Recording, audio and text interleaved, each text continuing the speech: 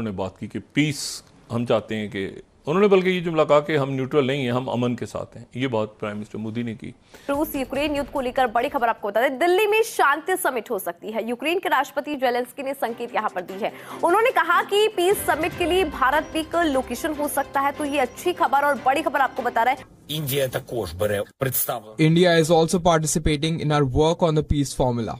It was represented at the peace summit. इज्जत देखे हिंदुस्तान की और हिंदुस्तान के प्राइम मिनिस्टर की इज्जत देखे कि यूक्रेन पे बमबारी बंद कर दी रशिया ने, और यूक्रेन ने रशिया के ऊपर जब तक हिंदुस्तान के प्राइम मिनिस्टर के कदम उनके मुल्क में रहे उधर बमबारी बिल्कुल नहीं हुई। इसे इज्जत कहते हैं। जेलेंस्की को उन्होंने जप्पी डाली, ठीक है ना। और बिल ये देखें, वो पुतिन है, ये जेलेंस्की है।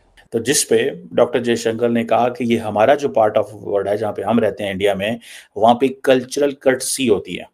इन कल्चरल कर्टसीज के आप जिस बंदे से मिलते हैं तो आप इस अंदाज से मिलते हैं। तो मोदी दुनिया में जिस लीडर को भी मिलते हैं, जहां भी जाते हैं, इसी अंदाज से मिलते हैं। और इंडिया के पास मेरे ख्याल से 801 मैट्रिक टन गोल्ड रिजर्व्स हैं, ठीक है। और पाकिस्तान के पास इसकी निस्बत मैं कहता हूँ 10वां हिस्सा भी नहीं है। 64 मैट्रिक टन सिर्फ हमारे पास गोल्ड रिजर्व। इंडिया ने ये काम करके दिखाया। आज उन्होंने जो 30 सालों में जो काम किया, अपने लोगों को ट्रेन कर करके बाहर भेजा। दुनिया की 25 बड़ी कंपनीज के सीईओज इंडियन है। 25 बड़ी कंपनीज के सीईओज इंडियन है। उन 25 कंपनीज के पास $5 ट्रिलियन का बजट है। चाहे वो अमेरिका का मीडिया हो, चाहे पाकिस्तान का मीडिया हो, हर जगह पे आपको हिंदुस्तान के वजीर आजम या हिंदुस्तान के डिफेंस मिनिस्टर नजर आएंगे। नमस्कार दोस्तों, चैनल पर आपका हार्दिक अभिनंदन है। दोस्तों, जैसा आप सभी जानते हैं कि मोदी जी जो हैं वो रशिया और यूक्रेन जो है वो दोनों का दौरा कर चुके हैं, और पूरी दुनिया भी यही मानती है कि इंडिया ही एक ऐसी कंट्री है जो इन दोनों के बीच का युद्ध रुकवा सकती है, क्योंकि दोनों को इन पर भरोसा है। तो अभी इसी कड़ी में जो यूक्रेन के राष्ट्रपति हैं जेलेंस्की, उन्होंने कहा है कि अगर कहीं शांति वार्ता होती है तो हमें भारत पर काफ़ी विश्वास है इसका, तो हम चाहते हैं भारत में ही हो। और दोस्तों, भारत ने हमेशा कहा है कि भारत कभी जो है वो अलग नहीं रहा है, वो शांति के पक्ष में रहा है। एक पक्ष जो है वो हमेशा रहा है भारत का, जो कि शांति का पक्ष रहा है। इंडिया चाहता है कि ये वार रुक जाए, दोनों देशों में शांति हो, और रशिया तो हमारा दोस्त है ही है।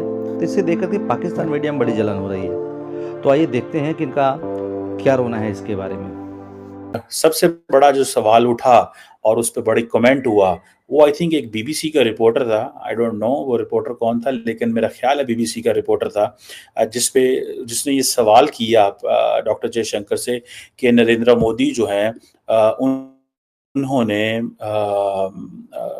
क्यों हक किया मोदी उससे पुतिन से। तो जिस पे डॉक्टर जयशंकर ने कहा कि ये हमारा जो पार्ट ऑफ वर्ल्ड है जहाँ पे हम रहते हैं इंडिया में, वहाँ पे कल्चरल कर्टसी होती है। इन कल्चरल कर्टसीज के आप जिस बंदे से मिलते हैं तो आप इस अंदाज से मिलते हैं। तो मोदी दुनिया में जिस लीडर को भी मिलते हैं, जहाँ भी जाते हैं, इसी अंदाज से मिलते हैं। सो इसको आप नेगेटिव कॉनोटेशन में ना लें। और आपके मुल्कों में होता होगा कि आप इस तरह नहीं मिलते, लेकिन हम इस तरह मिलते हैं। सो बेसिकली उनको पता था ये सवाल आने हैं। सो ये लफ्ज जो कल्चरल कर्टसी है या कर्टसी जो वर्ड था, ये मैंने वहां पे देखा कि डॉक्टर जयशंकर देख रहे थे अपने पेज के ऊपर कि अगर इस तरह इसको कैसे जवाब देना है। पहले ही सारा उनको पता होता है कि ये सवाल आएंगे तो उसका पॉसिबल जवाब हमने क्या तैयार करके रखना है। तो डॉक्टर जयशंकर है वैसे ही स्मार्ट डिप्लोमेट, उसको पता है मैंने कैसे जवाब देना है। लेकिन इवन देन जो फॉरेन ऑफिस होता है वो उनको बहुत सारा, जो उनकी एमई है वो बहुत ज़्यादा चीज़ें उनको बताती है। और एक और बड़ी बात था, एक तो चलो ये जो सैंक्शंस वाली बात थी, सॉरी ये जप्फी डालने वाली बात थी जिस पर उन्होंने कमेंट किया। दूसरी की इंपॉर्टेंट बात है, और डॉक्टर जयशंकर ने बेसिकली वेस्ट को, जिसे कहते हैं ना कि सही करारा एक झटका लगाया। और वो झटका क्या है? उन्होंने कहा जी रशिया के ऊपर तो सैंक्शंस है। उसने कहा जी डॉक्टर जयशंकर ने कहा हम सिर्फ यूनाइटेड नेशंस की जो सैंक्शंस हैं उसकी रिस्पेक्ट करते हैं, बाकी ये जो बायलैटरल आप लोग लड़ते रहते हैं हमें इसकी कोई परवाह नहीं।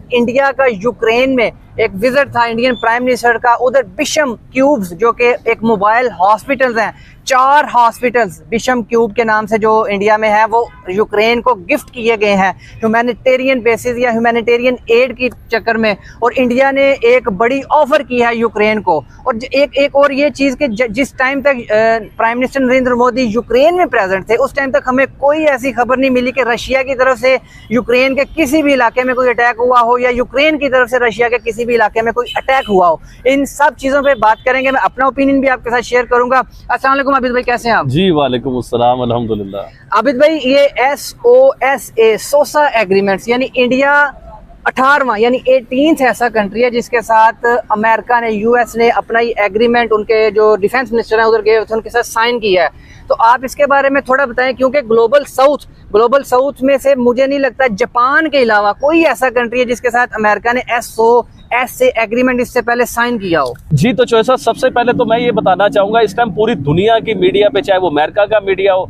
चाहे पाकिस्तान का मीडिया हो, हर जगह पे आपको हिंदुस्तान के वजीर आजम या हिंदुस्तान के डिफेंस मिनिस्टर नजर आएंगे। हिंदुस्तान दुनिया के उस मुल्क का दौरा करा है हिंदुस्तान के प्राइम मिनिस्टर ने कि जहाँ पे जंग चल रही है, तबाही चल रही है। फिर US जो दुनिया का पावरफुल स्ट्रॉन्ग, जिसे सुपर पावर कहा जाता है, उधर हिंदुस्तान के डिफेंस मिनिस्टर ने जो है उधर का दौरा किया और 4 दिन का दौरा है वो। अच्छा, उसमें सबसे बड़ा जो एग्रीमेंट हुआ US का और इंडिया का, ये सोसा एग्रीमेंट एक बहुत बड़ा एग्रीमेंट है, एक किसी मुल्क की सेफ साइड के लिए बहुत बड़ी चीज है। उसमें क्या होता है कि जैसे हिंदुस्तान कल को वॉर की तरफ जाता है, यानी कि चाइना के साथ वॉर हो जाती है या पाकिस्तान के साथ उसकी जंग होती है हिंदुस्तान की, तो उसमें अमेरिका उसका प्रॉपर हर चीज में साथ देगा, चाहे वो बम की शक्ल में हो, चाहे हथियार की शक्ल में हो, चाहे खाने पीने की शक्ल में हो, यानी कि जो हो सकेगा अमेरिका उसके साथ करेगा। अच्छा, इससे पहले मैं आपको बताऊं कि 18 मुल्कों के साथ ये एग्रीमेंट अमेरिका का हो चुका हुआ है, तो ये भी एक इंडिया के लिए बड़ी जबरदस्त चीज हो जाएगी। 18 मुल्कों में आबिद भाई आप देखें, मैं आपकी सॉरी बात काट रहा हूँ, 18 मुल्कों में यूरोपियन फर्स्ट वर्ल्ड कंट्रीज जिन्हें हम कहते हैं ना, ये ग्लोबल नॉर्थ की कंट्रीज कह लेते हैं, जिसमें आपको डेनमार्क, नॉर्वे, लेकिन उसमें एक बड़ी खबर यह है कि उसमें उन 18 कंट्रीज में जो दुनिया की बड़ी इकॉनमीज है ना, जो बड़े जायंट्स हैं, जो पावरफुल कंट्रीज हैं, चाइना,